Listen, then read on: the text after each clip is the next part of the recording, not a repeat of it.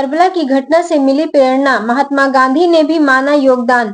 मौलाना हसनैन बाकरी। सुल्तानपुर शहर के खैराबाद में रविवार को इमाम हसन की शहादत की याद में इमाम बाड़ा बेगम हुसैन अकबर से जुलूसे 50 का आयोजन किया गया, जिसकी मजलिस को मौलाना हसनैन बाकरी ने संबोधित किया। वहीं मीडिया से बात करते हुए मौलाना ने कहा, करबला की घटना में इमाम हुसैन ने यजीदी जैसे अत्याचारी शासक के खिलाफ आवाज उठाई थी। उन्होंने समाज में बुराइयों को खत्म करने और अमन शांति स्थापित करने का संदेश दिया। यह आजादारी दरअसल एकता और भाईचारे का प्रतीक है। महात्मा गांधी ने भी करबला की घटना से प्रेरणा ली। उन्होंने कहा था कि करबला की घटना और हुसैन के बलिदान ने भारत की आजादी की लड़ाई में महत्वपूर्ण भूमिका निभाई। अगर करबला के संदेश को सही तरह से समझा जाए तो समाज से बुराइयों को दूर किया जा सकता है। कार्यक्रम में ये भी कहा गया कि नफरत से सभी को नुकसान होता है। समाज में अज्ञान एक बड़ी बुराई है। इसे दूर करने के लिए प्रेम और भाईचारे का संदेश फैलाना जरूरी है। इमाम हुसैन का संदेश भी यही था। आजादारी के माध्यम से यही संदेश आज भी दिया जा रहा है। जुलूस का संचालन अरसी मौलाई द्वारा किया जाएगा। जुलूस के दौरान अन्नू चौराहे पर मौलाना डॉक्टर शब्बीर अली वारिस कोलकाता तकरीर किया। जुलूस में अंजुमन जिनातुल अजा आलमपुर, बाराबंकी, अंजुमन नौकविया उचाहार रायबरेली, अंजुमन हुसैनिया लोरापुर, अंबेडकर नगर नौहा मातम किया। ये दरवाजा बनाने अभी तालिब के न तो नबी को पहचाना जा सकता है, न नबी की मारिफत हासिल हो सकती है।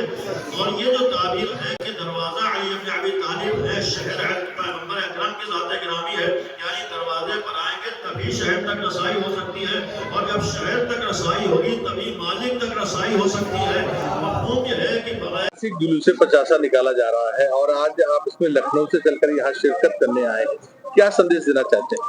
बिस्मिल्लाहिर्रहमानिर्रहीम। ये खैराबाद सुल्तानपुर में आज 50 के उन्वान से एक अजीम प्रोग्राम हो रहा है। ये दर हकीकत आशूर के दिन करबला में सन 61 हिजरी में नबी आज़म सल्लल्लाहु अलैहि वसल्लम के नवासे इमाम हुसैन अलैहिस्सलाम की शहादत के 50 दिन पूरे होने पर 50 के उन्वान से प्रोग्राम होता है। दर हकीकत पैगम्बर की वफ़ात भी शहादत कल की तारीख़ में थी और इमाम हसन की शहादत की तारीख़ भी कल 28 सफ़र की तारीख़ में थी। और ये करबला वालों की याद है। दर हकीकत इन लोगों का संदेश और पैगाम दुनिया में अमन व अमान का था। ये यजीद जैसे अत्याचारी के ख़िलाफ़ खड़े हुए थे और इन्होंने जुल्म के ख़ात्मे के लिए कोशिश की थी, बुराइयों को ख़त्म किया था।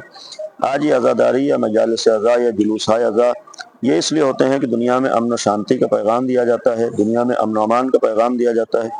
और ये पैगाम होता है कि यजीद जैसे लोग दोबारा समाज में सर न उठाने पाएँ, दुनिया में बुराइयाँ न फैलने पाएँ, दुनिया में जुल्म न पनपने पाए।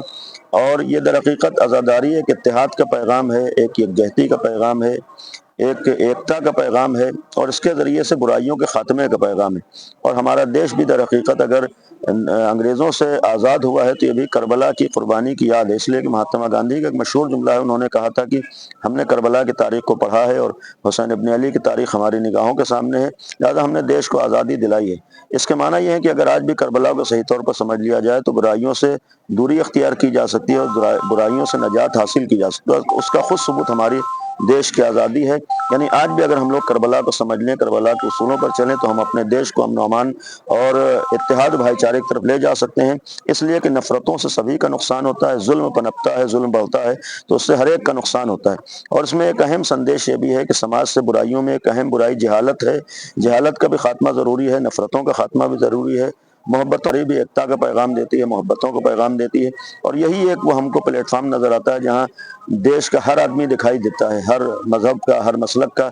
यानी आज भी अगर हम लोग चाहें तो एक हो सकते हैं और उस एक होने का रास्ता करबला है, आज़ादारी है।